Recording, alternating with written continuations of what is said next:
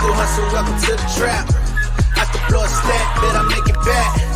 You can hit my line if you need a track, but we can't even talk if it ain't about the bag. What's going on, y'all? It's the kid J Nolan here. Gotta talk to you guys real quick about the French Montana video shoot that turned tragic just a couple of days ago. Didn't want to report on it when the story first hit the net because I wanted to make sure that I had enough information and give y'all something worth watching if I'm gonna speak on it. So apparently French Montana was out in Miami Gardens, Florida, celebrating their new release of his project Coke Boy 6 at a restaurant called The Licking. All right, so they were actually inside eating dinner and shots broke out. Now there's a witness named Said Mogul who came out. He said that somebody was robbed of their watch, keys, and wallet shortly before those shots rang out. He said he asked to call his mother and see if we can get spare car keys and make sure, he's okay. And then the gunshots went off. He said it was at least 13, 14, 15 gunshots. It was very rapid and it sounded like an assault rifle. Again, at least 10 people were injured. Of those people injured is local Florida rapper Rob 49, who has since been hospitalized. 4 other victims were airlifted to Ryder Trauma Center,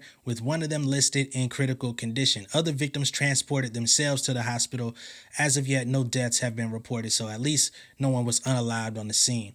French Montana then came out the next day and said he was at the scene, but he had absolutely no involvement with anything. He said he was inside the restaurant celebrating the release. He was having dinner with his folk, and he says, unfortunately, we were at the wrong place at the wrong time when an incident took place that left people hurt. Our thoughts and prayers are with the victims and families at this time. No other statement was released, and I'm sure to protect himself, he didn't want to say anything that could possibly link him to it. Now, over the course of the past couple years, there have been a bunch of rappers that have come out, French Montana being one of them, that are basically pushing this narrative saying that being a rapper is one of the most dangerous jobs in the world. So many of our artists these days are being shot, they're being killed, or they're being the aggressor in these situations and finding themselves being imprisoned for doing things to other people.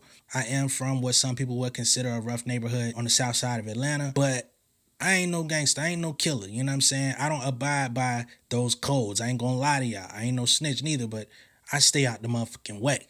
So I can't fully agree with these guys saying that being a rapper is so dangerous, but being a so-called street rapper, you know what I'm saying? Being a rapper, trying to associate and be involved in so-called street life, yeah, I would imagine that is pretty dangerous because you got a spotlight on you at all times, people clocking where you at, people clocking where you going, and some people may not like that you're shining, that you came up. You may have enemies that didn't like you before you blew up that still hold that grudge with you after you blow up. They have this responsibility to keep these flunkies and these entourages around them that carry their own weight and their own baggage and their own issues with other people, no less.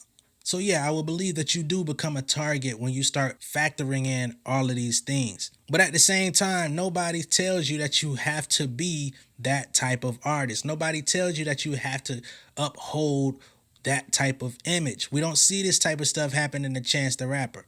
We don't see this type of stuff happening to Logic, although y'all hate him so badly. We don't see this type of stuff happening to Coda the Friend. So yes, there is power to tongue in what you're saying, the company you keep, the energy that you put out into the world. But at some point, we got to do better. We got to make better decisions. Waka Flocka just came out talking about the whole takeoff situation, and he said, once God blesses you to elevate to a certain status in life, you got to leave your old life behind.